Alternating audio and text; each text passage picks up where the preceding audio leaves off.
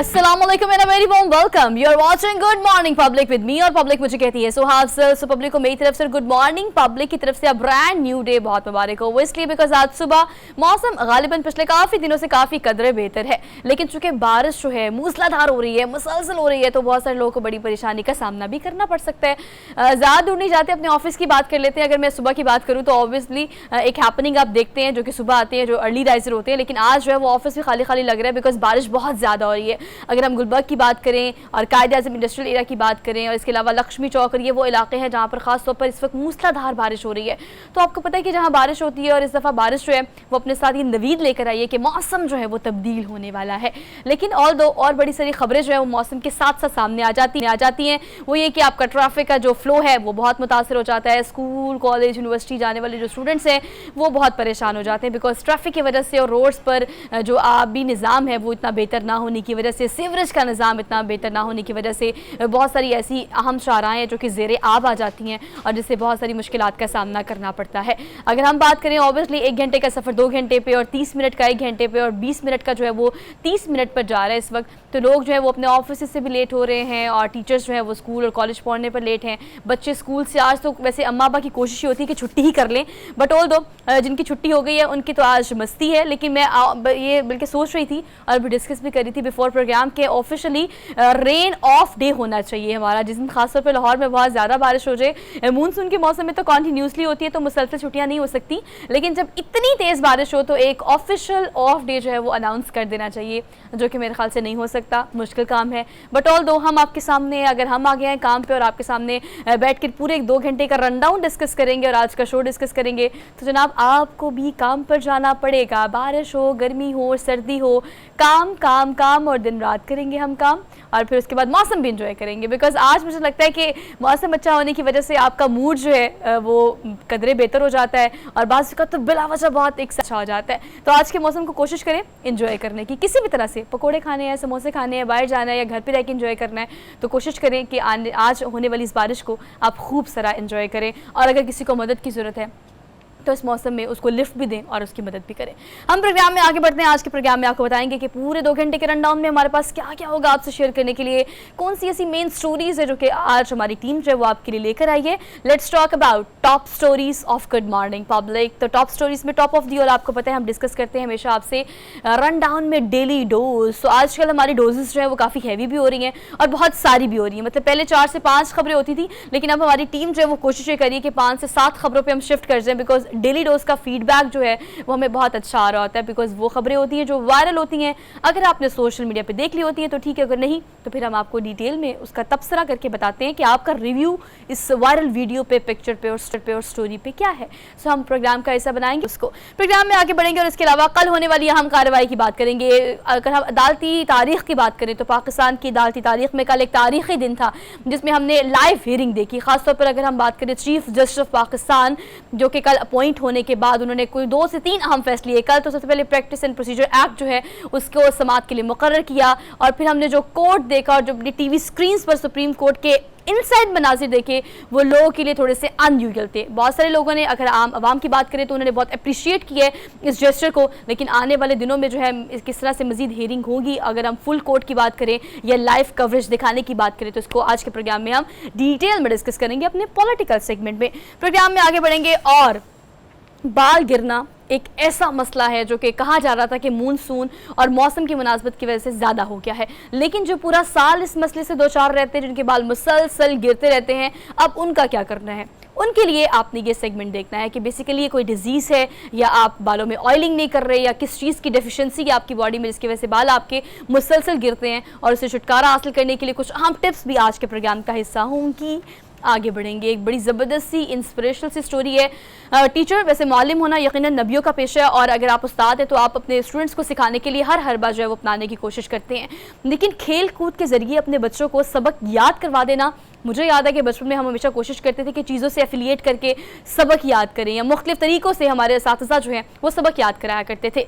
लेकिन लाड़काना से एक टीचर हैं, वो खेल के ज़रिए, खेल के प्रॉप्स और चीज़ों के ज़रिए किस तरह से बच्चों को सबक याद कराते हैं, इस पर जो है वो आज उनसे मुलाकात भी करेंगे, आपकी मुलाकात भी कराएंगे, और उनका ये जो तरीका है वो कोशिश करेंगे कि उनसे जानने की तरीका और इसका आइडिया उनको आया कहाँ से। हम प्रोग्राम में आगे बढ़ेंगे। Last but not the least, यकीनन पाकिस्तान का एक क्रेडिट है, पाकिस्तान की पहली खातून खलाबाज जो है वो खला में जाने के लिए बिल्कुल तैयार है। वो कौन है, ये टू बी कंटिन्यूड है, उनसे आपकी मुलाकात कराएंगे, बातचीत करेंगे और यकीनन पाकिस्तान का ये जो क्रेडिट है और ख़ासतौर पर खातून, अगर हम वुमेन एम्पावरमेंट की बात करें तो खातून खलाबाज जो है पाकिस्तान की पहली, जो कि अब खला में जाने के लिए बिल्कुल तैयार है, वो ये सफ़र कैसे शुरू करेंगी, किस कंपनी के साथ करेंगी, इस पर आज के प्रोग्राम में हम डिटेल में बात करेंगे। So we are done with are this segment, जिसे हम कहते हैं टॉप स्टोरीज़ में मुख्तलिफ मेन स्टोरीज़, जो कि हम आज के प्रोग्राम में शामिल करेंगे। और अब हमने डेली डोज को प्रोग्राम का हिस्सा बनाना है, लेकिन एक क्विक सी ब्रेक के बाद, तो वापस आते हैं ब्रेक के बाद। Keep watching good morning public. Welcome back after the break. So मुल्क की सियासी सूरत हाल में अब पार्टीज जो हैं वो इंतखाबात की तारीख के ऐलान के बाद मुख्तलिफ मंशूर और बयानी के साथ मैदान में आ रही हैं। मुख्तलिफ पार्टीज का जो मौक़िफ़ है प्रोग्राम में हम शामिल करते हैं, लेकिन आज प्रोग्राम में जो है रहनुमा अवामी नेशनल पार्टी हमारे साथ मौजूद होंगी, उनकी पार्टी का मौक़िफ़ हम जानेंगे। हम खुशामदीद कहते हैं समर हारून बलोर साहिबा को, आपको आज के प्रोग्राम में। अस्सलाम वालेकुम। अस्सलाम वालेकुम। Thank you so much for joining us for good morning public. Summer साहिबा, बताइएगा कि अगर हम अवामी नेशनल पार्टी की बात करें और फिर आने वाले इंतखाबात की बात करें, ऑल दो के ये तनाज़ात जो है वो सदर पाकिस्तान और इलेक्शन कमीशन के दरमियान जो है वो शिद्दत अख्तियार कर चुके थे, लेकिन ऑल दो उसके बाद हमने देखा कि फ़ैसला किसने करना है या इंतखाबात की तारीख का ऐलान हो गया। अब जो मंशूर है और जो बयानिया है वो आपकी पार्टी का क्या है जो लेकर आप लोग इंतखाबात में उतरेंगे? देखिए, सबसे पहले तो हमारा एक मुतालबा है कि इलेक्शन कमीशन को जल्द अज जल्द इलेक्शंस की तारीख अनाउंस कर देनी चाहिए, ताकि जो एक सियासी कशीदगी चल रही है, इलेक्शंस हो रहे हैं नहीं हो रहे, कब हो रहे हैं, इसको एक अच्छे तरीके से एंड करना चाहिए। ये इलेक्शन कमीशन का मैंडेट है, ये बड़ा क्लियर बात है और they need to step up and they need to announce the date of the election. Having said that, Awami National Party वो सबसे पहली पार्टी है जिन्होंने अपना सूबाई मंशूर और फिर इस दफ़ा हमने रिवायत से हट के एक अर्बन मैनिफेस्टो भी प्रेजेंट किया है। हमारे सूबाई मंशूर में एक तो जो हमारे सूबे की अमनो अमान है, हमारे जो दाखिली रास्ते हैं उन पे जो कशीदगी है, हमारे जो एक गैर आइनी तरीके से एक्स टीटीपी के फाइटर्स को पिछली हुकूमत में वापस खैबर पख्तूनख्वा के अंदर सो कॉल्ड सेटल कर दिया गया था, लेकिन मैं ये कहूँगी कि उनको हमारे ऊपर मुसल्लत कर दिया गया था और उसकी वजह से जो मसाइल बढ़ गए। तो सबसे बर्निंग इशू तो ये है कि we bring our security situation under control. इसमें पुलिस को बीफ अप करना, सीटीडी को एम्पावर करना, क्योंकि पुलिस और सीटीडी जो हमले फेस कर रही हैं, तो जो हमला आवर हैं उनके पास इनसे बहुत ज़्यादा जदीद किस्म की टेक्नोलॉजी की गन्स भी हैं, नाइट विजन ग्लासेस भी हैं, कंप्यूटराइज्ड किस्म का उनके पास आर्मवेयर भी है और हम चाहते हैं कि हमारी पुलिस और सीटीडी फोर्सेस को बोल्स्टर किया जाए। उसके अलावा हमारी पार्टी का बहुत पुराना एक मुतालबा सूबाई खुद मुख्तारी का है।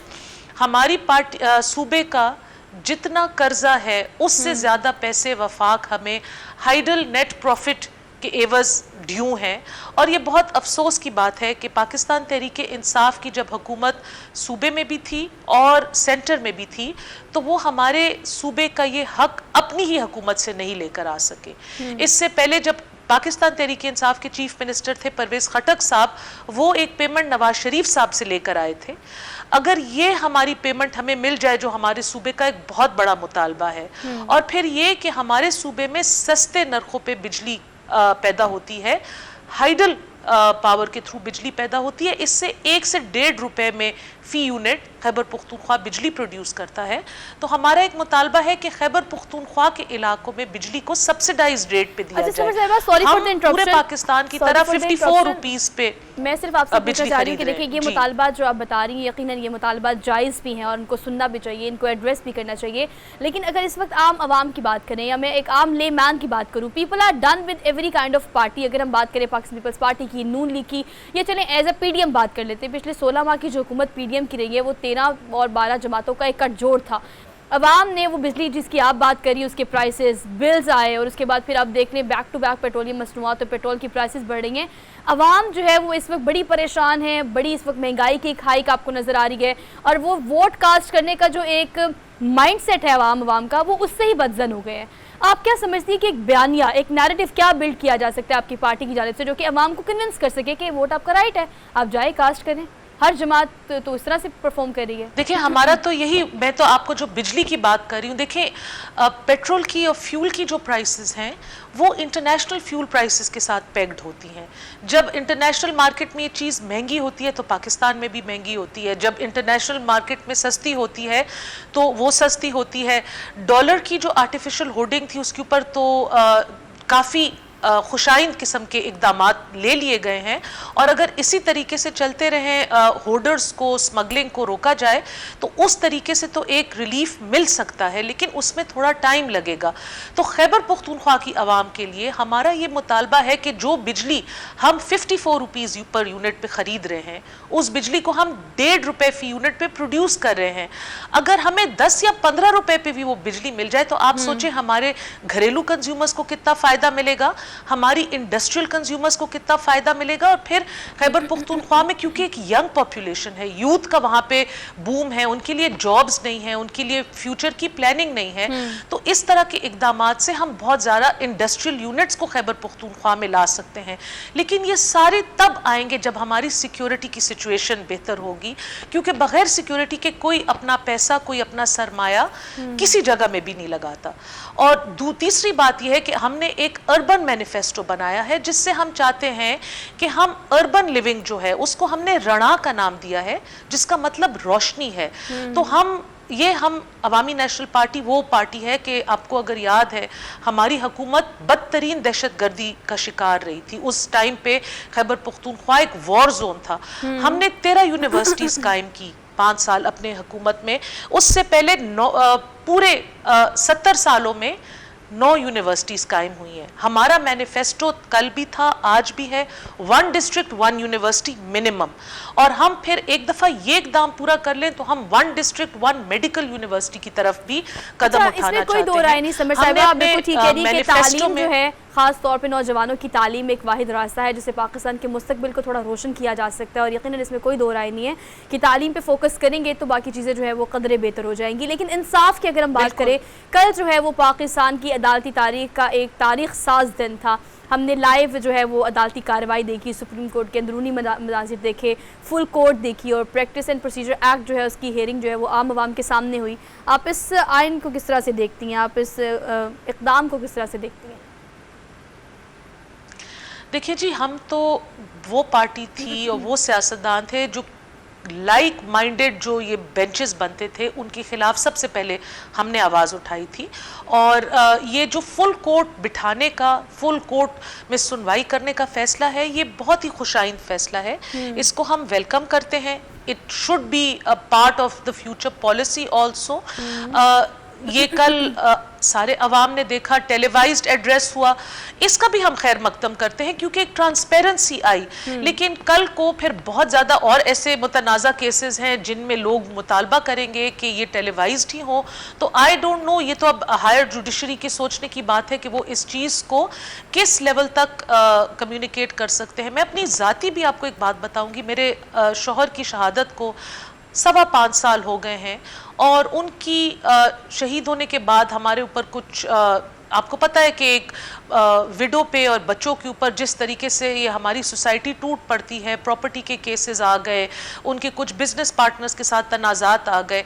हमारी केसेस में अभी तक कोई पेशरफ्त नहीं हुई। तो एक आम औरत और एक आम आवाम की तरफ से मेरा ये मुतालबा है, रिक्वेस्ट है कि जी जो ये लाखों करोड़ों केसेस पेंडिंग में है, अवाम के केसेस को भी इसी तरीके से सुनवाई देनी चाहिए जिस तरीके से सियासी केसेस को एक्सपेडाइट करके सुना जाता है।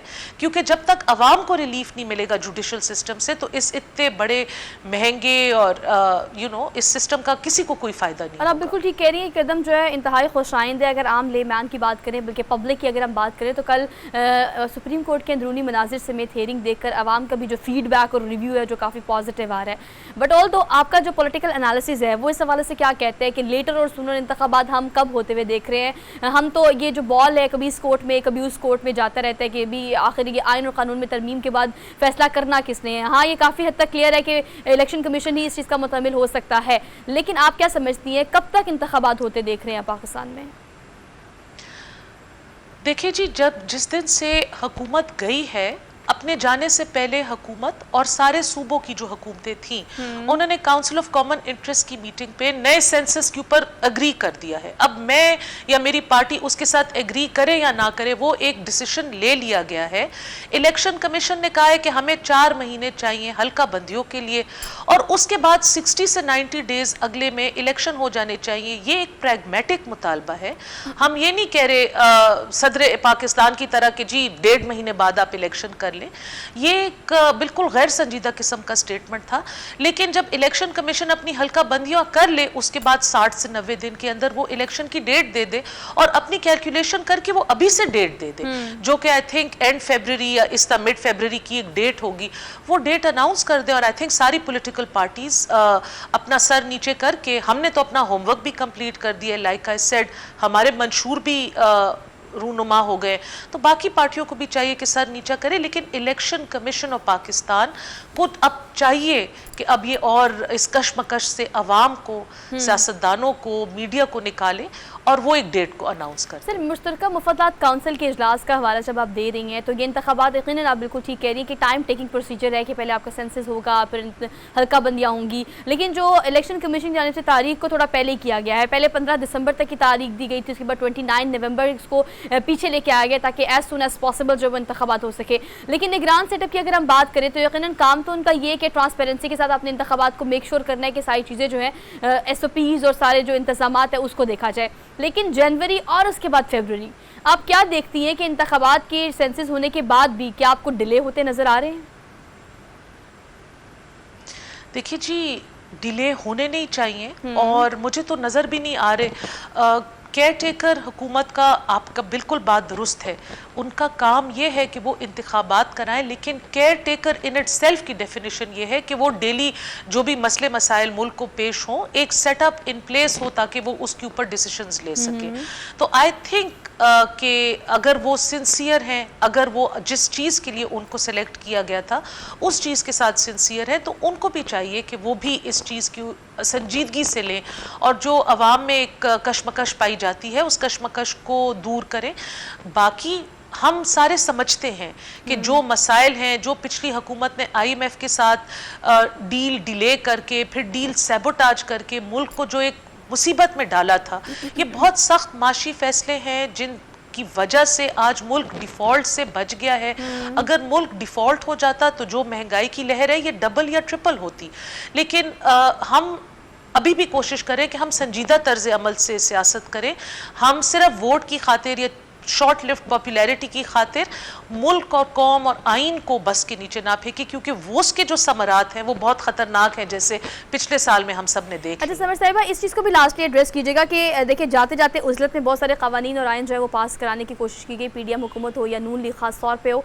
लेकिन अभी जो इस वक्त रिसेंटली हमारे पास एक वर्डिक्ट आया है वो है ex chief justice Umar Ata Bandial का, जिन्होंने जाते जाते आइन तरमीम का और वो जो नैब के कवानीन हैं उनमें तरमीम का एक जो कानून है उस पर कोई अहम फैसला दिया है, जिसके मुताबिक अब कुछ ऐसी तरमीम हो जाएंगी कि पिछले बहुत सारे केसेस जो हैं उनको दोबारा खोला जाएगा, चाहे वो आसिफ अली ज़रदारी पे हों, नवाज शरीफ पे हों। तो आप इन नैब के कवानीन में जो तरमीम है उसके केस को किस तरह से देखती हैं? देखिए जी, हम तो वो पार्टी है कि हमने सबसे पहले कहा था कि जी हम अपनी भी तलाशी देने के लिए भी तैयार हैं और हम बाकी लोगों से तलाशी लेने के लिए भी तैयार हैं। नैब के तरामीम से तो इस मुल्क में एक मजाक बन गया है। कभी वो एक हुकूमत अपने फ़ायदे के लिए चेंज करती है, फिर दूसरी हुकूमत अपने फ़ायदे के लिए चेंज करती है। नैब का एक अक्रॉस द बोर्ड सारे स्टेक होल्डर्स को बैठ के एक फ्रेमवर्क बनाना चाहिए, एक परमानेंट फ्रेमवर्क होना चाहिए। देखिए जी, जब एक सोसाइटी में सजा और जजा का सिस्टम नहीं होगा, what is going to stop people from carrying out white collar crimes? और ये फाइनेंशियल क्राइम्स जो है ये वाइट कॉलर क्राइम्स ही होते हैं। लेकिन हैविंग सेड दैट, जिस तरीके से एक्स चीफ जस्टिस बंदियाल साहब ने अपनी आखिरी दिन के ऊपर ये एक फैसला दिया, फिर अगेन उन्होंने जो उस पर डिसेंटिंग नोट था उसको नहीं पढ़ा, उसको अपने वर्डिक्ट में इंक्लूड नहीं कर दिया। उनकी बहुत सारी जजमेंट्स की तरह ये जजमेंट भी मुनज़्ज़म निज़ाम होना जो है वो वक्त की अहम ज़रूरत है। और समर हारून बलौर साहिबा हमारे साथ मौजूद थी, रहनुमा अवामी नेशनल पार्टी की। आपने आज वक्त दिया, आपका बेहद शुक्रिया। हम प्रोग्राम में आगे बढ़ेंगे और इसी पर ही मजीद बात करेंगे कि जैसे मैं कह रही हूँ कि पाकिस्तानी सियासत की अगर बात की जाए, अदालती कार्रवाइयों की बात की जाए, तो यस अदालती तारीख में पाकिस्तान के कल एक अहम तरीन दिन था। इस पर हम मुख्तलिफ डिपार्टमेंट्स की अगर बात करें, सियासतदानों की बात करें, पार्टीज़ की बात करें, आम आवाम की बात करें, तो अच्छा और पॉजिटिव रिव्यू तो आ रहा है, लेकिन कानून इस हवाले से क्या कहते हैं इस पर हम जान लेते हैं। आरिफ चौधरी साहब हमारे साथ मौजूद है, माहिर कानून है, उनको आज के प्रोग्राम में हम वेलकम कहते हैं। अस्सलाम वालेकुम सर। जी वास्ताम sir thank you so much हमें वक्त देने के लिए। कल यकीनन सर एक खुशाइन दिन था और खैर मकदम किया तमाम सियासी पार्टीज़ ने, आम आवाम ने भी लाइव कवरेज देखी। हम प्रैक्टिस एंड प्रोसीजर एक्ट के हेयरिंग की बात करें और फिर हम फुल कोर्ट की बात करें। ज़्यादा नहीं आ रही। अच्छा मेरी आवाज़ ज़रा क्लियर कीजिएगा ताकि वो मेरी आवाज़ सुन सके। अब आपको मेरी आवाज़ आ रही है क्लियर? आरिफ साहब आप मुझे सुन पा रहे हैं? नहीं, ज्यादा नहीं आ रही। अच्छा आवाज़ क्लियर करें। बाकी टीम में इस हवाले से बात ज़रूर उनसे करेंगे कि अगर हम कल के दिन की बात करें, जो मुझे आम आवाम का फीडबैक आ रहा था वो यही था कि यस हमने तारीख में इस तरह से नहीं देखा। अगर हम भारत की बात करें 2009 में, गालिबन 2017 में इस चीज़ को भारत में भी पहली दफ़ा किया गया। हमने इस प्रैक्टिस को देखा कि भारत में किस तरह से फुल कोर्ट जो है उसका ना सिर्फ फुल कोर्ट बल्कि लाइव कवरेज दे के आम आवाम को उससे आगाह रखने की कोशिश की गई। तो जनाब ये भारत में पहले भी हो चुका है, लेकिन पाकिस्तान में अगर हम कल दिन की बात करें तो यकीनन एक तारीख साज दिन था। और अगर हम 3 अहम फैसले जो कि आते साथ ही काजी फायजीसा जो कि हमारे चीफ जस्टिस हैं उन्होंने किया, आते साथ ही अगर हम बात करें प्रैक्टिस एंड प्रोसीजर एक्ट की तो उस पर फौरी तौर पर समाअत के लिए उसको मुकर्रर कर लिया। दूसरा फुल कोर्ट जिसका मुतालबा पिछले कई महीनों से जो एक्स चीफ जस्टिस है उनसे किया जा रहा था, उस मुतालबे को आते साथ ही पूरा किया। बहुत सारे मुकालमे ऐसे हुए कल की अदालत में और सुप्रीम कोर्ट के अंदरूनी मनाजिर के साथ साथ जो मुकालमे आम आवाम सुनती रही उसमें बहुत सारी बातें जो है वो हमारे चीफ जस्टिस ने ऐसे की जो कि बहुत अरसे तक वकला बरादरी ख़ासतौर पर कानून है जो माहिदान है उनका कहना ये था कि हम ये चीज़ बहुत अरसे से चाह रहे थे कि फुल कोर्ट जो है उसका फौरी तौर पर इम्प्लीमेंटेशन को मेक श्योर किया जाए। और फुल कोर्ट के साथ साथ एक और अहम फैसला जो कल की जानिब किया गया कि चूँकि पीटीवी की कर्टसी के साथ तमाम चैनल्स जो प्राइवेट चैनल्स हैं उन्होंने लाइव कवरेज जो सुप्रीम कोर्ट के अंदरूनी मनाजिर जो हैं वो दिखाए। और आम आवाम की अगर हम बात करें तो यकीनन ऐसे इंसाफ किसी भी रियासत का एक अहम सतून है। और अगर हम पाकिस्तानी रियासत की बात करें जो कि इस्लामी जमहूरिया पाकिस्तान कहलाता है, तो तकाजा ये है कि यहाँ पर आम आवाम और मुआशरे में इंसाफ के तकाज़ों को पूरा करने के लिए अदालत वही करे या उस तरह से ही करे जिस तरह से आम आवाम को इंसाफ मुहैया किया जा सके। अगर हम किसी भी कोर्ट की बात करें, वो सेशन कोर्ट की बात करें, दहशतगर्दी की खुसूसी अदालतों की बात करें, आप चाइल्ड कोर्ट की बात करें, आप डाइवोर्स केसेस की बात करें, बहुत बड़ी तादाद में आवाम ऐसी है जो कि कहती है कि अदालती निज़ाम हमारा इस तरह का है कि अगर हम अदालत पहुंचते हैं या किसी जस्टिस से या किसी जज से रिजू किया जाता है तो माँ सिवाय किसी रेफरेंस के, किसी लिंक के आपका काम होना बहुत ज़्यादा मुश्किल है।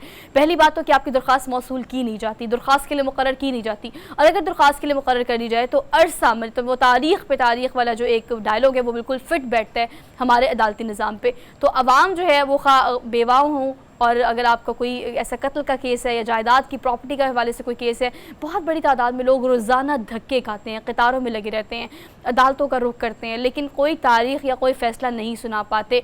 तो आम आवाम का ख़ासतौर पर अगर हम अपने चीफ जस्टिस की बात करें तो काजी फायजीसा का कल की अदालत में यही कहना था कि अगर मैं फुल कोर्ट नहीं बनाता तो आप मेरा क्या कर लेते हैं, हम मुल्क को नुकसान पहुँचाने के दर पर हैं। हम तो बहुत सारे केसेस में ऐसे कर लेते हैं कि बहुत सारे केसेस का फैसला इस तरह से सुना देते हैं कि अगर मैं फुल कोर्ट नहीं बनाऊंगा तो आप हमारा क्या कर लेंगे। इस तरह के बहुत सारे में कल की अदालत में हमें नजर आए। इसी पर हम बात कर लेते हैं, हमारा राब्ता बहाल हुआ है आरिफ चौधरी साहब से। आरिफ साहब आपको मेरी आवाज क्लियर आ रही है? जी अब आ रही आवाज आपकी। Sir thank you so much for joining us. जहाँ तक हमारे निज़ाम इंसाफ का ताल्लुक है, बुनियादी तौर पर हमें इस चीज पे देखना गौर करना होगा कि इसकी वजह क्या है कि अब तक हमारा यानी हम कभी केसेस की बात करते हैं कि बहुत ज्यादा केसेस लटके हुए हैं और लोग बेचारे धक्के खा रहे हैं, तो केसेस का फैसला नहीं हो रहा। और दूसरी बात, जब हम ये आपने ये जो मीडिया वाली की है बात कि अब सारी कवरेज और हर शख्स को अवेकनेस और अवेयरनेस होगी तो इसका क्या इम्पैक्ट होगा। बुनियादी तौर पर मैं आपको एक अर्ज करूं कि आपके यहाँ प्रॉब्लम जो है वो कॉम्पिटेंस का है। जजेस जो आपने अपॉइंट किए हुए हैं, आप अपॉइंट करते हैं, उसके लिए बुनियादी शर्त आपकी ये है कि वो किसी ना किसी का रिश्तेदार होना चाहिए तब, और जज का रिश्तेदार होगा तो फिर वो जज अपॉइंट हो जाएगा।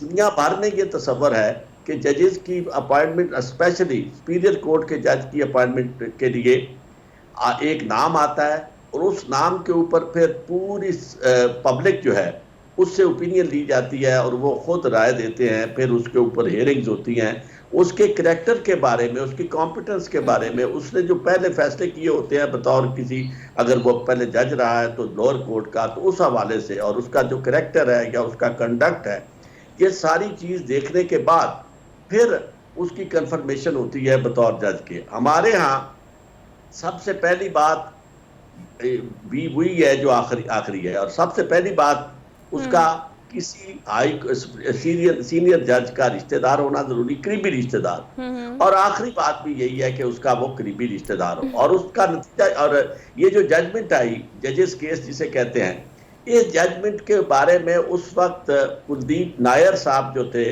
बड़े मशहूर वो राइटर थे, जर्नलिस्ट थे, उन्होंने मुझे लाहौर में ये बात कही, कहने लगे कि हम इसे भुगत रहे हैं। उनके यहाँ एक जजमेंट आई थी इसी तरह की कि जी जजेस जो है उनकी अपॉइंटमेंट में जज ही का रोल होगा, चीफ जस्टिस का रोल होगा, सीनियर जजेस का होगा।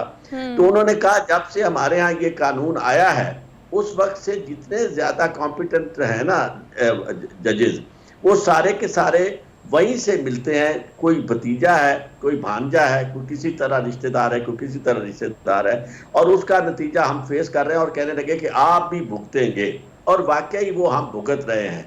सबसे पहले अगर कॉम्पिटेंट जज हो, बाकी सारी बातें एक तरफ, कॉम्पिटेंस जो है वो नंबर 1 हो, और उसके बाद फिर आता है उसका क्रेडिट, और उसका कैलिबर के बाद उसकी आती है करैक्टर आता है।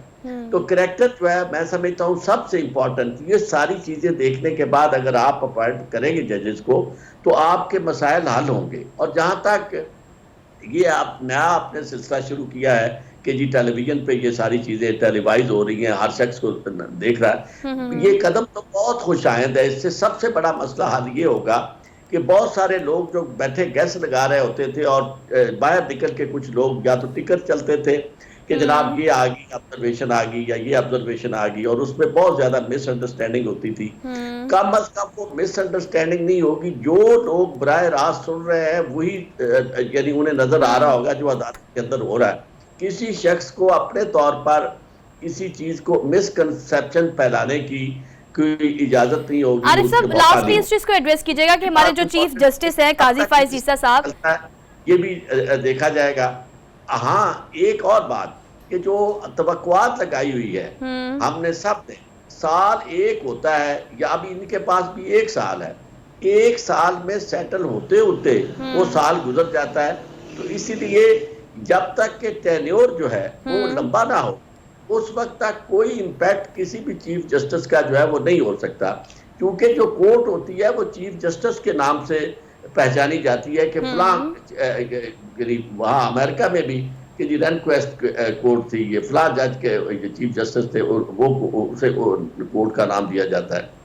हमारे यहाँ भी ये जो टेन्योर गुजरे हैं, तो कभी कोई इफ्तिखार चौधरी का टेन्योर गुजरा है, कभी साकिब निसार का गुजरा है। तो ये सारे के सारे टेन्योर जो हैं वो अगर लंबे होते हैं, जिस तरह चौधरी इफ्तिखार साहब को बहुत लंबा अरसा मिला, लेकिन बदकिस्मती ये थी कि उन्होंने भी उस लंबे अरसे को बजाय लोगों के मफाद के इस्तेमाल करने के, उन्होंने ज़ाती तौर पर अपनी चौधराहट और अपनी थानेदारी बनाने के लिए उन्होंने इस हद तक ये जो आर्टिकल 184(3) जो बुनियादी तौर पर लोगों के बुनियादी इंसानी हकूक के लिए जो आम रास्ते जहाँ नहीं मिलते, जहाँ चूँकि सिविल कोर्ट बहुत मुश्किल है किसी का या सिविल कोर्ट में जाना और उससे इंसाफ हासिल करना, फौजदारी अदालत में जाना, फिर पुलिस के पास जाना, तो उसके लिए बहुत सारे ऐसे रास्ते यानी मौजूद है पूरी दुनिया में। पाकिस्तान में आर्टिकल 184(3) फंडामेंटल राइट्स के बारे में था और है, लेकिन इसको मिसयूज इस हद तक किया गया कि अगर किसी की मुर्गी चोरी हो गई है और वो चीफ जस्टिस साहब उसे जानते थे, उसका भी उन्होंने सुबह मोटर नोटिस ले लिया। किसी औरत के यहाँ कोई शराब की बोतल बरामद हुई। सर एक बेहतरीन एग्जांपल आपने दी है, यकीनन इस निज़ाम को बेहतर करने के लिए जो कदम उठाया गया है वो खुशाइंद है। आरिफ चौधरी साहब हमारे साथ मौजूद है, वो हैं माहिर कानून। आपने अपना वक्त दिया आज के प्रोग्राम के लिए, आपका बेहद शुक्रिया। यकीनन किसी भी मुमलिकत रियासत के लिए इंसाफ के तकाजे पूरे करना सबसे अहम तरजीह होनी चाहिए, और ये मुल्क पाकिस्तान में शायद अब हो जाएगा। एक ब्रेक लेनी है, वापस आते हैं, keep watching. Welcome back after the break. So basically we are in the second hour of the show, but I'm just going to introduce the proud of Pakistan. Obviously ये खबर वायरल हुई और social media पे मैंने इसको बहुत ज़्यादा देखा और ट्रेंड में देखा, बट ऑल दो अगर प्रोग्राम में हम इस सेगमेंट की बात करें तो यकीनन पाकिस्तान के प्राउड में ऐसी ख़वातीन जो है उनका बहुत अहम किरदार हमेशा से रहा है। लेकिन अब मैं जो आपको बताने लगी हूँ, इनके पास एक नहीं बल्कि दो ऐसे क्रेडिट हैं। एक तो वो पाकिस्तान की पहली खलाबाज है, दूसरी वो पाकिस्तान की पहली खातून खलाबाज है, तो ये दोनों क्रेडिट्स जो उनके नाम है। तो आपसे आज गुड मॉर्निंग पब्लिक के इस प्लेटफॉर्म से मुलाकात करा देते हैं। नमीरा सलीम साहिबा हमारे साथ मौजूद हैं, पाकिस्तान की पहली खातून खलाबाज है, उनको आज के प्रोग्राम में हम वेलकम कहते हैं। अस्सलाम वालेकुम नमीरा। अस्सलामुअलैकुम जी, thank you so much. Thank you so much for being here और गुड टू सी यू। आपको तो पहले बहुत ज़्यादा मुबारकबाद गुड मॉर्निंग पब्लिक के इस प्लेटफॉर्म से, और यकीनन पाकिस्तान का नाम आप खुशी से और प्राउड से जो है वो इंशाल्लाह 25 अक्टूबर के बाद जब ऑनवर्ड आप फ्लाई करेंगी तो पाकिस्तान का परचम जो है वो खला में लहराने आप जा रही हैं। कैसा आप महसूस कर रही हैं और इस चीज़ का प्लान आपने कब किया? जी 5 अक्टूबर को है ये फ्लाइट। प्लान तो किया ही नहीं था, ये तो मैं मतलब एक ख्वाब लेके पैदा हुई थी और मैं हर एक को कहती थी कि मैं एस्ट्रोनॉट बनूंगी। ये पता नहीं था कैसे बनूंगी, मगर बहुत कॉन्फिडेंस के साथ कहती थी कि बनूंगी और बहुत श्योर थी और बिलीव करती थी। तो फिर हुआ ये कि दुनिया में जो है कमर्शियलाइजेशन ऑफ स्पेस इंडस्ट्री हो गई और एक न्यू स्पेस एज शुरू हो गई जिसमें स्पेस टूरिज्म ने जन्म लिया, और स्पेस टूरिज्म की वजह से एक कॉमन मैन टिकट खरीद के स्पेस में जा सकता है। तो मैं क्योंकि बहुत पहली थी एक इंडिविजुअल जिसने टिकट खरीदा स्पेस में जाने का 2006 में, इसमें आगे 17 साल लगे हैं कि हमारी जो ये फ्लीट है स्पेसशिप की और मदरशिप की, इसको बनने में, टेस्ट होने में, क्लियर होने में, इन 17 सालों में मतलब काफी वेट करना पड़ा, मगर इसमें बहुत कुछ लर्न किया, स्पेस इंडस्ट्री में बहुत काम किए, कॉन्ट्रीब्यूशंस की। अच्छा नमीरा बिल्कुल ठीक कह रही है, एक लंबा सफर होता है। सक्सेस स्टोरी तो देखिए लोग आपको देखते भी हैं फिर सराहते भी हैं, लेकिन उसके पीछे एक जो लंबी स्ट्रगल होती है ना, लोग खासतौर पर वो जानना चाहते हैं। जैसे कि आप बता रही हैं आपने कोलंबिया यूनिवर्सिटी गई, फिर आपने वहाँ से मास्टर किया, बेसिकली आपका ताल्लुक कराची से है, 2006 में पाकिस्तान की तरफ से आपको ये टाइटल मिला। बट ऑल दो अगर हम बात करें माशाल्लाह आपको जो है वो तमगा इम्तियाज़ भी 2011 में मिला, ये भी पाकिस्तान की तरफ से आपको अप्रिसिएशन का एक टोकन ऑफ लव था। लेकिन अगर हम इस स्पेस टूरिज्म की बात करें, जब आपको ये पता चला और आपने इस हवाले से प्लान किया और एक मौका मिला, इस अपॉर्चुनिटी को आप भरपूर तरीके से कैश करना चाहती है, लेकिन अगर पाकिस्तान की हम बात करें और हम यंग ब्रेन्स की बात करें, they are very talented, they want to do something like जो आप कर रही हैं उस तरह से वो कुछ करना चाहते हैं, बट हमारे पास जो कमियां हैं, जहां हमारा सिस्टम लैग कर रहा है, जहां पर आप डेफिशिएंसीज देखती हैं, उसे आप किस तरह से एड्रेस करेंगी? वेल आई थिंक कि हमारे मुल्क में बिल्कुल अवेयरनेस नहीं है न्यू स्पेस एज की, क्योंकि हमारी जो स्पेस का सेक्टर है वो अभी तक स्टोन एज पे फंसा हुआ है। जैसे वो समझते हैं कि स्पेस एक मिलिट्री कंट्रोल के अंदर होना चाहिए, या उसमें सीक्रेसी बहुत होनी चाहिए, और उसमें बस खाली ये देखना चाहिए कि जैसे हमारा पड़ोसी मुल्क क्या कर रहा है। तो स्पेस जो है बहुत ज्यादा इवॉल्व हो गई है और आपने देखा है कि पड़ोसी मुल्क भी चांद तक पहुंच गया है। तो अब जरूरी ये है कि पाकिस्तान को इमर्ज करना चाहिए as a new space nation. New space nations वो हैं, जैसे आप यूएई को देख लें, आप सऊदी अरब को देख लें, देखिए उन्होंने कैसे अपने एस्ट्रोनॉट्स को इंटरनेशनल स्पेस स्टेशन में भेजा है और उन्होंने पे करके भेजा है। उन्होंने कोई ये नहीं कहा कि हम एक ही मुल्क के साथ अपने लोगों को भेजेंगे, उन्होंने उस तरह भेजा है जो अपॉर्चुनिटी इस वक्त अवेलेबल थी, या तो अमेरिकन के साथ या रशियन के साथ। तो इस तरह से हमें भी अपना जो स्पेस इंडस्ट्री है उसको कमर्शियल लेवल पे इवॉल्व करना है, और हमने जो अभी इस दौर का जो तौर तरीके हैं स्पेस इंडस्ट्री में आगे बढ़ने के, उनको हमने अभी तक अडॉप्ट नहीं किया, हमें करना पड़ेगा हमें अडॉप्ट, अगर हम मतलब तरक्की करना चाहते हैं। वरना ये है कि हम वही पुराने सिस्टम में फंसे रहेंगे कि जी हम सिर्फ सैटेलाइट भेजेंगे और हम चाइना के साथ ही भेजेंगे और हम पहला फाइटर पायलट ही चाइना के साथ भेजेंगे, उसके अलावा हम किसी को स्पेस में नहीं भेजेंगे, तो फिर हम ऐसे ही रहेंगे, क्या कर सकते हैं अब। अच्छा, तो ये समझ जो है, ये एजुकेशन हमारे स्पेस सेक्टर में है ही नहीं, क्योंकि किसी ने भी स्पेस इंडस्ट्री को एक्सप्लोर ही नहीं किया। मैं तो ग्लोबल लेवल पे काम करती हूँ, इसलिए मुझे पता है कि किस तरह से ये करना है, और मैंने कंट्रीज के एग्जांपल्स देखे, यूएई के, सऊदी के, कि कैसे उन्होंने इसको अडॉप्ट करके इतनी तरक्की की है इतने कम टाइम में। बिल्कुल ठीक कह रही हैं। अच्छा, अगर हम ब्रेन ड्रेन की बात करें, बिल्कुल ठीक कह रही है खातून, बल्कि अगर एक बच्चे की हम बात करें, खातून तो नहीं, खैर उसको कहेंगे, कराची की एक बच्ची जिसने एक ऐसी ग्लासेस बनाई थी जो कि आपको वेकअप कॉल देती है व्हेन यू आर ड्राइविंग और आप जब सोने के करीब आते हैं। नासा ने इमीडिएटली कॉल की, उस बच्चे को एक दिन के नोटिस पे वहाँ बुला लिया। अभी जो ब्रेन ड्रेन हमारा हो रहा है, इस पर आप क्या समझती कि एक तो चलिए अवेयरनेस नहीं है, लेकिन जहाँ पर लोग इतने इस तरह से पैदा होते हैं जो कि खुदादा सलाहियतों के मालिक होते हैं, उनको जब बुला लिया जाता है और यूटिलाइज़ किया जाता है, तो इसमें पाकिस्तान का कितना बड़ा नुकसान है? हाँ जी है, इसलिए कि पाकिस्तान में अप्रिशिएट नहीं किया जाता टैलेंट को। और मैंने खुद ये चीज़ देखी है। वो तो मैं पाकिस्तान में रहती नहीं हूँ, इसलिए शुक्र है कि मेरे कुछ काम हो जाते हैं दुनिया में, लेकिन अगर मैं चाहूँ कि मैं पाकिस्तान में आके कुछ करूँ तो मेरे लिए भी बहुत मुश्किल है। यू नो, स्पेशली जो अभी रिसेंट हमारी पोजीशन थी पॉलिटिक्स की और इतना वॉलेटाइल सिचुएशन थी कि मैंने इतना कुछ करना चाहा पाकिस्तान में, मगर आप यकीन करें कुछ सुनने को तैयार नहीं था। लेकिन शुक्र है कि ड्रीम कम्स ट्रू वाली आपकी जो फीलिंग है, ऑब्वियसली 5 अक्टूबर जो है आम लोगों को खिला सफ़र कराने वाली जो बी की कंपनी है जिसके थ्रू आप जा रही हैं, कौन कौन आपके साथ इस सफ़र में होगा? जी मैं नाम तो आपको नहीं बता सकती, लेकिन एक अमेरिकन सिटीजन है और एक ब्रिटिश। ऑलराइट, तो आप एक्साइटेड हैं इस सफ़र के लिए? जी एक्साइटेड हूँ, इसलिए कि मुल्क ने बहुत सपोर्ट किया और वही सपोर्ट मुझे मिला जो 2006 में मिला था, जब मुझे गवर्नमेंट ने फर्स्ट पाकिस्तानी एस्ट्रोनॉट का टाइटल दिया था। तो मैं उसी दौर में वापस जाके उसी पॉइंट से शुरू किया है फिर से, और बहुत ज़्यादा सपोर्ट है, बहुत दुआएं साथ हैं, तो जाहिर एक्साइटेड हूँ और मुल्क का झंडा साथ लेके जा रही हूँ जो कि मुझे ऑफिशियली हैंड ओवर किया गया है। तो आई फील वेरी ऑनर्ड। इंशाल्लाह इंशाल्लाह। नमीरा, लास्टली बस हमारे देखने वालों को, खासतौर पर जो ख़वातीन बड़ी तादाद में हमें स्क्रीन के उस तरफ से देख रही हैं, उन्हें आप क्या पैगाम देना चाहती हैं, जो कुछ करना चाहती हैं, जो आपकी तरह से बहुत सारे ख्वाब लेके पैदा हुई हैं? अपने ख्वाबों को हमेशा थाम के रखें, अपनी वैल्यूज़ को अपने हाथों में रखें और बिल्कुल किसी से इम्प्रेस होके कुछ और ना बने। अपना कल्चर, उसको अपनी प्राइड समझें, उसको उसकी जो अच्छी वैल्यूज़ और ट्रेडिशंस हैं वो आपका सबसे बड़ा वेपन है। आपका सबसे बड़ा वेपन को क्या कहते हैं उर्दू में? हथियार है। सॉरी यार, हथियार, राइट, सॉरी, हथियार है। तो आपकी अपनी जो फाउंडेशन है ना वो स्ट्रांग होनी चाहिए। अगर अपनी फाउंडेशन स्ट्रांग रखेंगे तो इसका मतलब अपनी वैल्यूज को भी आप अपने पास इंटैक्ट रखेंगे, अपने कल्चर को भी, और इसको आप अपना हथियार बना के आगे हमेशा कामयाबी की तरफ ही जाएंगे। और मैं इतना बाहर रही हूँ, मगर बिलीव मी, मैं जो हूँ अपने कल्चर को मैंने कभी नहीं छोड़ा। मैं आज तक गजलें सुनती हूँ, मैं आज तक पोइट्री लिखती हूँ, उर्दू में भी, इंग्लिश में भी, and I am an old soul. And वो मुझे इतना उसने इंस्पायर किया है कि मेरा वो स्ट्रेंथ था। तो we should keep that with us. Alright Namira Saleem, thank you so much for being here और thank you so much for joining us for good morning public. और आपसे बात करके यकीनन बहुत अच्छा लगा।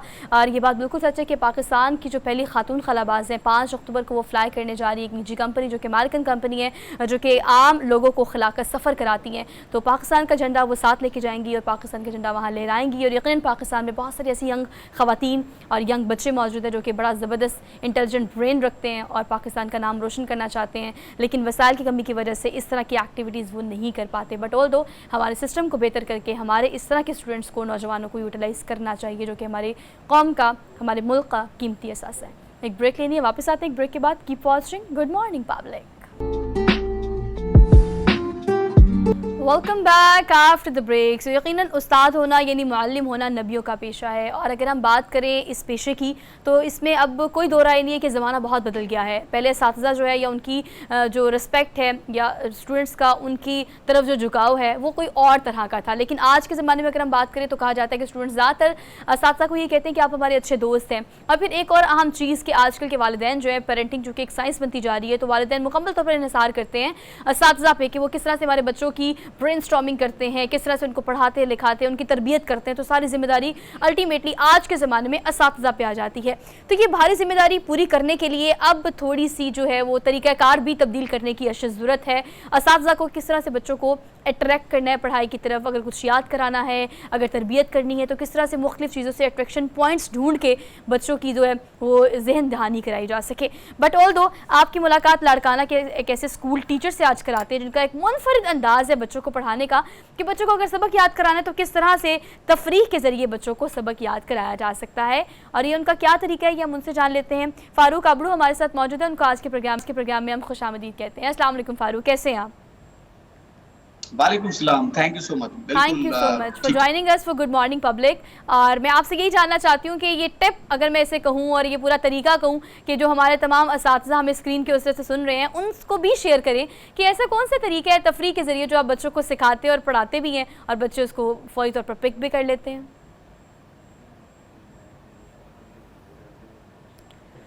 फारूक, आपको मेरी आवाज़ आ रही है? ऑलराइट, फारूक मेरे ख्याल से कनेक्शन थोड़ा डिस्टर्ब हुआ है तो वो बहाल होता है, तो इस हवाले से जानते हो। यकीनन इसमें कोई दो राय नहीं है कि अगर आजकल के बच्चों की बात करें तो दे आर वेरी स्टबन। बच्चे आजकल के जो हैं उनको पढ़ाई के लिए कोई ना कोई अट्रैक्शन पॉइंट चाहिए होता है। आजकल के बच्चों को या तो आपको लालच देते हैं कि अगर तुम पढ़ोगे, होमवर्क करोगे, क्लास वर्क करोगे तो फिर आपको प्ले लैंड लेके जाया जाएगा या आपको चॉकलेट्स दिलाई जाएंगी या आपके पसंद का गैजेट दिलाया जाएगा, तो शायद बच्चे पढ़ना शुरू कर देते हैं। लेकिन तफरीह के ज़रिए किस तरह से बच्चों को खिलौनों के ज़रिए, बाहर निकल के पार्क के ज़रिए या मुख्तलिफ ऐसी एक्स्ट्रा करिकुलर एक्टिविटीज़ के ज़रिए पढ़ाई को किस तरह से कनेक्ट किया जा सकता है, ये यकीनन आजकल के असातिज़ा के लिए एक बहुत बड़ा मसला बनता चला जा रहा है। लेकिन इस मसले का हल कुछ असातिज़ा ने निकाल लिया है और फ़ारूक जो है वो उनमें से एक है। फ़ारूक से रब्ता बहाल हुआ है, बात कर लेते हैं। फ़ारूक, कैसे हैं आप? जी बिल्कुल ठीक, अल्लाह का शुक्र। Thank you so much for joining us for good morning public. हमारे जो टीचर्स आपको देख रहे हैं उनसे ज़रा शेयर करें ये टिप कि किस तरह से तफरीह के ज़रिए बच्चों को पढ़ाई की तरफ राग़िब किया जा सकता है। जी, तो without we waste time come to the point, हम अपने पॉइंट पे आते हैं कि हमने a teacher is not cup of tea जो है बस चाय पी और take some sips and we get away. No, teacher is a juggler, teacher is a joker, teacher is actor. तो हमने जो होता है बात जो है पूरी अपने कन्विंस करनी है बच्चों के दिमाग के अंदर। डिफरेंट माइंड लेके आते हैं बच्चे, तो हमने किसी ना किसी तरीके से, एक चैलेंजिंग तरीके से बच्चे को कन्विंस करना है। अब वो एक्टिंग करके कन्विंस करना है, जगलिंग करके कन्विंस करना है या मॉडलिंग करके बच्चे के अंदर वो बात अंदर आनी है। तो मकसद सिर्फ होता है बच्चे को पढ़ाना। अच्छा, नंबर दूसरी बात जो है वो ये है कि बच्चा प्रैक्टिकल बात को बहुत समझता है। बस यही वजह मैं सारे जो सब्जेक्ट प्रैक्टिकली बच्चों को कराता हूँ। इससे होता क्या है, बच्चा बहुत इंटरेस्ट लेता है और वो स्कूल की तरफ भागे दौड़े चला आता है। अच्छा, आप बिल्कुल ठीक कह रहे हैं। अगर बच्चों के फीडबैक की बात करें तो यकीनन आजकल मैं कहती हूँ कि पेरेंटिंग भी एक साइंस है और टीचर होकर बच्चों को पढ़ाई की तरफ राग़िब करना ये भी एक यकीनन मुश्किल टास्क बन गया है। क्योंकि पहले आपको याद होगा आपके और मेरे टाइम पे जो टीचर्स के साथ एक आपका कनेक्शन होता था वो बहुत मुख्तलिफ होता था, बड़ा मुनफरिद होता था। आजकल के बच्चे, कहा जा सकता है कि बच्चे बहुत कम डरते हैं टीचर से, या बहुत अगर एक रौब और दबदबा जो पहले हुआ करता था वो अब नहीं है। तो आप क्या समझते हैं ये जो मार नहीं प्यार वाली पॉलिसी है, इसको किस तरह से हमारे स्कूल्स में, चाहे वो प्राइवेट हो चाहे वो गवर्नमेंट हो, किस तरह से इसको ड्राइव किया जा सकता है कि बच्चों को पढ़ाया भी जाए और सख्ती भी ना की जाए? देखिए, दुनिया का जो बड़े से बड़ा एक साइंटिस्ट है जिसको हम आइंस्टाइन कहते हैं, आप भी उसे जानती होंगी यकीनन। हाँ। आइंस्टाइन, तो आइंस्टाइन से पूछा गया तो आप कैसे पढ़ाते हैं, तो वो कह रहे हैं आई डू नॉट टीच, मैं पढ़ाता नहीं हूं, बल्कि I create the atmosphere in the school so that student में टेक इंटरेस्ट इन स्टडी। तो मैं वही काम कर रहा हूँ स्कूल के अंदर, पढ़ाई के साथ साथ बच्चों का इंटरेस्ट बिल्ड कर रहा हूँ। अब बच्चों का इंटरेस्ट कैसे बिल्ड होगा? डेफिनेटली बच्चा जिसका नाम ही बच्चा है वो खेल कूद से जो इंटरेस्ट लेता है, खिलौनों से इंटरेस्ट लेता है, खर्ची से इंटरेस्ट लेता है, गेम से इंटरेस्ट लेता है, तो क्यों ना हम अपनी स्टडी को गेम्स के अंदर कन्वर्ट करके और उनको हम तकसीम करें। तो डेफिनेटली बच्चा तो भागा दौड़ा आएगा। और सबसे जो बड़ी बात है वो है लव। मैं समझता हूँ love is the great possibility of doing any problem resolve. कोई भी प्रॉब्लम अगर आपको हल करना होता है तो आप प्यार से करें। अगर हम बच्चों के दिल के अंदर जो है हरासमेंट पैदा करेंगे, स्टिक की, पनिशमेंट की, तो मैं समझता हूँ वो बच्चा नहीं आएगा। बच्चे मतलब मन के सच्चे। अच्छा फारूक, मुझे ये भी बताएं कि अगर मैं नाजिर को देखूं जो कि ऑन स्क्रीन में देख रही हूँ, यकीनन लाड़काना से अगर आपका ताल्लुक़ है और लाड़काना का जो स्कूल हम वीडियोस और पिक्चर्स में आपको दिखा रहे हैं, अगर हम गवर्नमेंट स्कूल्स की बात करें तो फारूक आपको पता है गवर्नमेंट स्कूल्स में इतना आपको वेल मैनेज्ड नहीं नज़र आता, सब कुछ सिस्टम इतना ज़्यादा अप्रोप्रिएट नहीं होता या बहुत सारा ऐसे वसाइल नहीं होते। तो जिस स्कूल की पिक्चर्स और वीडियोज़ हम ऑन स्क्रीन दिखा रहे हैं वहाँ पर इन सब चीज़ों को मैनेज करना यकीनन एक बहुत बड़ा टास्क है। और आपको हम अप्रिशिएट करते हैं गुड मॉर्निंग पब्लिक इस प्लेटफॉर्म से कि आप इतने कम वसाइल में बच्चों को इतना प्रोडक्टिव रिजल्ट भी लेके आ रहे हैं, उनको सिखा भी रहे हैं। क्या क्या ऐसे मसाइल हैं जिनको आपको सामना रहता है खासतौर पे प्राइवेट और गवर्नमेंट दोनों स्कूल्स में? देखिए, बात दरअसल ये है कि स्कूल में इक्विपमेंट्स हैं या नहीं है, बिजली है या नहीं है, डेस्कें वगैरह हैं या नहीं है, ये मेरा प्रॉब्लम नहीं है। मेरा जो पैशन है, मेरा जो टारगेट है वो है पढ़ाना। मैं अपनी जिम्मेदारी बहुत खूब निभा रहा हूँ, वो आपको नजर भी आ रही है। मेरा काम ये है। अब रही बात गवर्नमेंट की, तो गवर्नमेंट जो है ना, कोई भी 4 सूबे हैं पाकिस्तान के अंदर, कोई भी गवर्नमेंट ये नहीं चाहेगी कि हमारा स्कूल डिग्रेड हो, हमारा नाम डिग्रेड हो, डिफेम हो। नहीं, वो बहुत अच्छा काम कर रहे हैं। मुसलसिल गवर्नमेंट ऑफ सिंध जो है वो डेस्कें हैं, फर्नीचर है, इक्विपमेंट जो भी तकसीम कर रही है। बट बात दरअसल ये है कि पाकिस्तान पूरे का जो डायनामिक, जो पॉलिटिकल डायनामिक्स हैं, वो थोड़ी बहुत अप एंड डाउन हो गई, जिस वजह से ना सिर्फ स्कूल्स बल्कि वो दीगर जो डिपार्टमेंट्स हैं वो भी जो है हरकत में आ गई हैं। काम हो रहा है, बट डेफिनेटली थोड़ा बहुत मतलब हो जाता है। घर के अंदर ही बहुत सारे डिस्प्यूटेड पैदा होते हैं, तो स्कूल के अंदर फैसिलिटीज थोड़ी बहुत मुहैया की गई है मुझे, डेस्कें वगैरह जो हैं उनकी भी अनाउंसमेंट की गई है। और रही बात बाकी दीगर इक्विपमेंट्स की, तो वो आहिस्ता आहिस्ता मुझे मिल रही है। बट मेरा जो प्रोग्राम है वो है पढ़ाने का। इस वक्त शदीद, मैं एसी का बंदा हूँ, एसी में रहने वाला। इस वक्त मैं शदीद गर्मी में बैठा हूँ, या मेरा पसीना, बट मेरा मुझे इससे कोई लेना देना नहीं है। मैं नहीं फारूक, जितने आप पैशनेट हैं वो पैशन नज़र भी आ रहा है, और यकीनन इसका अजर जो है वो अल्लाह की तरफ से आपको ज़रूर मिलेगा। और आपकी एक बात बहुत अच्छी है, फर्स्ट ऑफ ऑल हमें आज वक्त देने के लिए बहुत शुक्रिया। और आपकी एक बात बहुत अच्छी है कि इसमें कोई दो राय नहीं है कि पैशन जो है, हमें याद होगा हमारे वालिदैन कहते होते थे कि टाट के स्कूलों में हम पढ़ते थे, तो टाट के स्कूलों में उस वक्त भी पढ़ा जाता था और बच्चे उस वक्त पढ़कर कुछ ना कुछ बने हैं। तो ये वसाइल अगर नहीं भी है तो असातिज़ा अगर इस चीज़ को कीप इन माइंड रखें कि बच्चों को सिखाना है और हमारा फोकस सिखाने की तरफ हो, तो शायद वसाइल को इतना डिस्कस हम करें ही ना। एक ब्रेक लेनी है, वापस आते हैं एक ब्रेक के बाद। Welcome back after the break. So let's talk about all those problems जो कि ख़वातीन को आजकल तो रोज़ाना की बुनियाद पर होती है, बल्कि वाई नॉट ख़वातीन क्यों, मर्दों को भी ये प्रॉब्लम इक्वली हम देखते हैं कि बहुत ज़्यादा सफ़र कर रहे होते हैं। बट ऑल दो इन सब चीज़ों के बावजूद भी दूसरे घंटे के इस प्रोडक्टिव सेक्शन में मैं हमेशा कोशिश करती हूँ कि आपको अच्छी अच्छी टिप्स दी जाए, और ख़ासतौर पर स्क्रीन के उस तरफ जो लोग हमें देख रहे हैं उनसे इंटरेक्ट करके उनको ये बताया जाए कि येस इस मसले का हल भी है। बट ऑल दो अगर आप थोड़ी सी मेहनत करें तो, और अगर थोड़ी सी आप अवेयरनेस जनरेट करें खुद भी और अपने से मुंसलिक लोगों में भी। बाल गिरना एक बहुत बड़ा मसला है ख़वातीन का। वैसे तो ख़वातीन के बहुत सारे मसाइल हैं, लेकिन ये मसला जो है वो आजकल इसलिए ट्रिगर कर रहा है बिकॉज पिछले 2 से 3 माह हमने जो मानसून के गुजारे हैं, तो घर के बड़े तो ये कह रहे थे नहीं इस मौसम में बाल गिरते ही गिरते हैं, लेकिन इस मौसम के बाद भी और थ्रू आउट द ईयर्स जिनके बाल गिरते ही रहते हैं, तो उनका क्या हल है। इस पर बात करने के लिए हमारे साथ 2 पर्सनालिटीज़ इस वक्त स्टूडियोज़ में मौजूद हैं। उनका तारुफ जो आपसे करा देती हूँ। डॉक्टर समरीन खालिद हमारे साथ मौजूद है, उनको आज के प्रोग्राम में हम वेलकम कहते हैं। अस्सलाम वालेकुम। वालेकुम डॉक्टर साहब कैसी हैं आप? ठीक, आप कैसी हैं? Thank you so much for being here, good to see you. और हमारा खान हमारे साथ मौजूद है, हमारे ग़ज़ायत हैं, इनको आज के प्रोग्राम में हम वेलकम कहते हैं। अस्सलाम वालेकुम, कैसी हैं आप? हमारा इतने अच्छे मौसम में इतने ब्राइट कलर्स आप दोनों ने पहने हुए ना, और हम सोच रहे हैं कि इतने अच्छे मौसम में हम अंदर बैठ के क्यों बात कर रहे हैं, हमें बाहर मौसम अच्छा होने की वजह से बारिश में जाके आप लोगों से इंटरेक्ट करना चाहिए। बट ऑल दो बारिश हो, गर्मी हो या सर्दी हो, डॉक्टर साहिबा बाल गिरना ख़वातीन का एक बहुत बड़ा मसला अब जाके बन गया है। मुझे लगता है इसकी बहुत बड़ी वजह जो है वो खुराक और आपका जो रूटीन है वो है, लेकिन उस पर हम बात करेंगे हमारा से। अभी अगर हम डॉक्टर के पर्सपेक्टिव से बात करें और ख़वातीन के जो ये बाल गिरने के मसले हैं, इसको किस तरह से डायग्नोज किया जा सकता है? अभी हम उसको एड्रेस करने की बात नहीं कर रहे, वजह क्या है बाल गिरने की?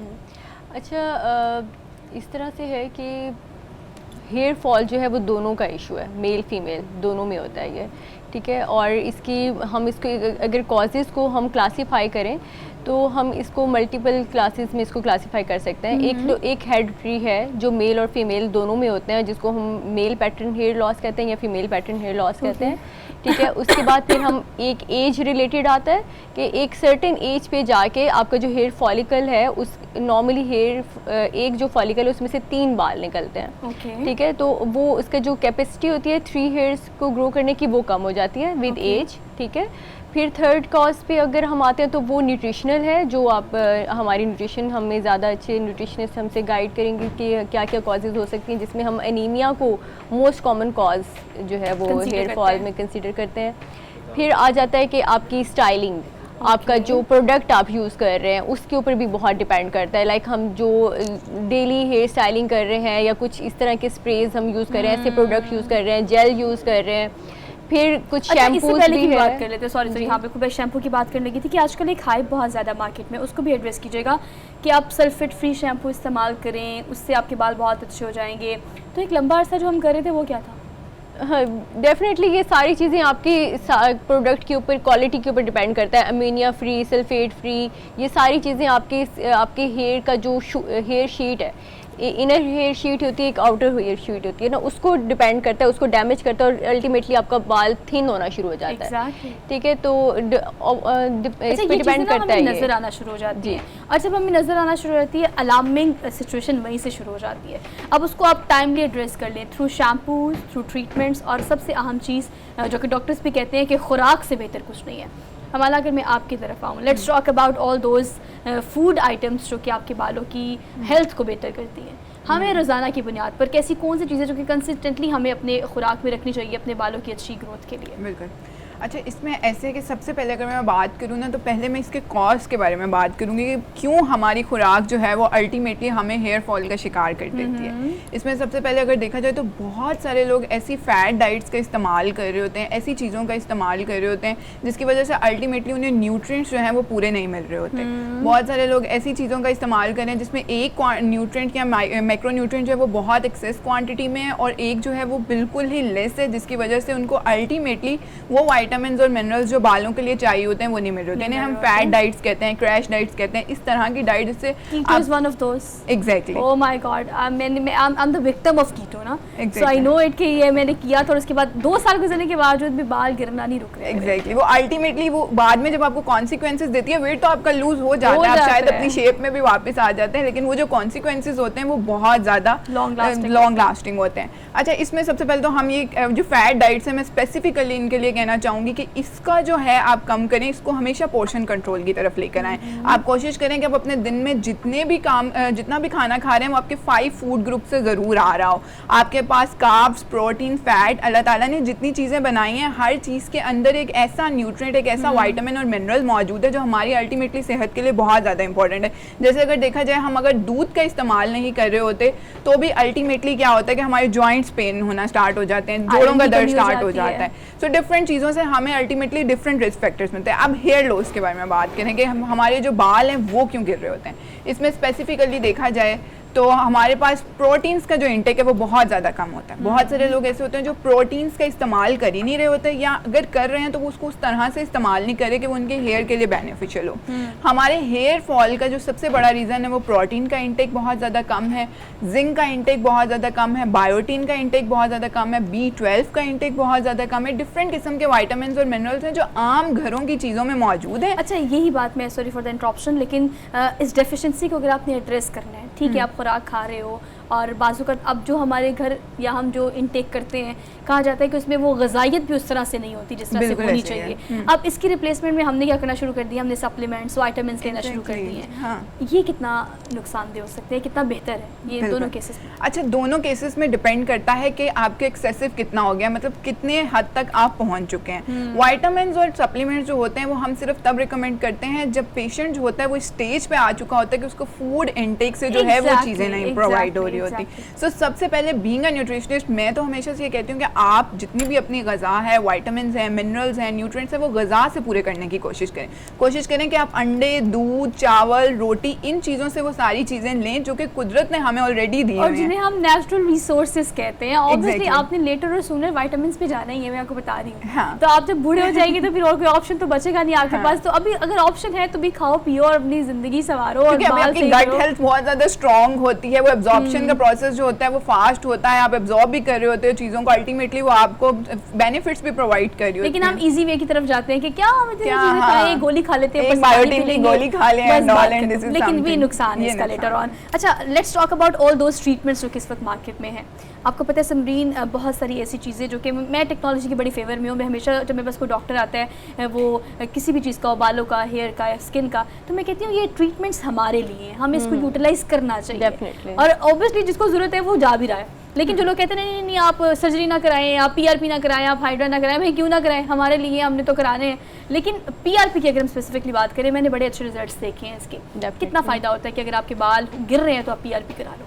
अच्छा, बेसिकली PRP है क्या, सबसे पहले हम इसको समझते हैं। इसकी मिथ क्या है? ठीक है, PRP बेसिकली हमारा अपना ही ब्लड होता है, ठीक है, उसमें से हम प्लेटलेट रिच प्लाज्मा को एक्सट्रैक्ट करते हैं ठीक है, और उसमें क्या होते हैं, ग्रोथ फैक्टर्स होते हैं आपके, वो जब हम स्कैल्प में इंजेक्ट करते हैं, ठीक है, तो वो हमारे ऑलरेडी जो फॉलिकल्स हैं वहाँ पे उनको बूस्ट करते हैं, उनको जाके मैं एक बहुत इजी वर्ड यूज़ करती हूँ अपने क्लाइंट्स के लिए कि एक फर्टिलाइजर का काम करते हैं, ठीक है, वहाँ पे बीज ऑलरेडी है, लाइक जो आपके फॉलिकल्स हैं वो आपके बीज है आपके बालों के लिए, और वहाँ पे जब हम फर्टिलाइजर डालते हैं तो वो उसको बूस्ट कर देते हैं, और जो एक रुका हुआ होता है, एक हमारा हेयर का एक साइकिल होता है जो एनाजन, टीलोजन, कैटोजन फेज में से गुजर के एक पूरा साइकिल गुजरता है और फिर आपके बाल की ग्रोथ होती है, और इसी तरह से हेयर शेड भी होता है। नॉर्मली अगर आपके 50 हेयर्स पर डे शेड हो रहे तो इट्स नॉर्मल है, ठीक है, ये नॉर्मल है, ठीक है, ये आप इसको ये ना कहें, हाँ आप हेयर फॉल तब कहें कि जब आप अपने बालों को इकट्ठा करें, और मैं बोलती हूँ कि आपका जो ट्विस्ट बन रहा है वो अगर पहले से कम हो गया, या आपकी जो पोनी टेल है जब आप उसको पकड़ते हैं आपको लगता है इसका वॉल्यूम कम हो गया, तब आप कहें कि आपका हेयर लॉस हो गया, ठीक है। जो रेगुलर बाल गिर रहे होते हैं अगर 50 है तो वो नॉर्मल है, क्योंकि बाल ने जैसे दरख्तों के पत्ते झड़ते हैं, इस तरह से बाल ने भी झड़ना है, ठीक है। वो जब एक अपना फेज पूरा साइकिल कंप्लीट करेगा तो उस साइकिल पे आके उसने अपनी रूट को छोड़ देना है और बाल गिर जाएगा, ठीक है। और नीचे से परेशान तब होना है जब आपका बाल का टेक्सचर आपका डैमेज हो रहा है, लाइक आपका बाल पतला होना शुरू हो गया, आपको रियलाइज करना पड़ेगा, इसका टेस्ट आपको खुद करना चाहिए। क्विकली हमारा एक काइंड मैसेज दे दे सारे देखने वालों को कि खुराक के लिहाज से कितना कॉन्शियस होना चाहिए आपको बालों को लेकर। मैं क्विकली कुछ खुराक के नाम ले लेती हूँ जो कि अगर आप अपनी डेली लाइफ में यूज़ कर रहे हैं तो आप अल्टीमेटली अपने हेयर फॉल से बच सकते हैं, जिसमें सबसे पहले अंडा जो है वो एक नॉर्मल इंडिविजुअल के घर में हर टाइम अवेलेबल भी होता है, ईजी टू गो है, ईजी टू कुक है, और अंडे के अंदर 100% एब्जॉर्बेबल प्रोटीन्स मौजूद होते हैं जो कि आपकी बालों की सेहत के लिए बहुत तो आपने करना कुछ भी नहीं, बस यहाँ से किचन में जाना है, किचन में आपके हर मसले का हल आपको निकल आएगा, बट ऑल दो आपने खुद अवेयरनेस के साथ ये काम जरूर करना है। आपसे लेनी है अब आपसे इजाजत, हमारा काम है। Thank you so much both of you for being here, और अब कल मुलाकात करेंगे नए टॉपिक, नए इश्यूज के साथ। अपना ख्याल रखिएगा, अल्लाह हाफिज।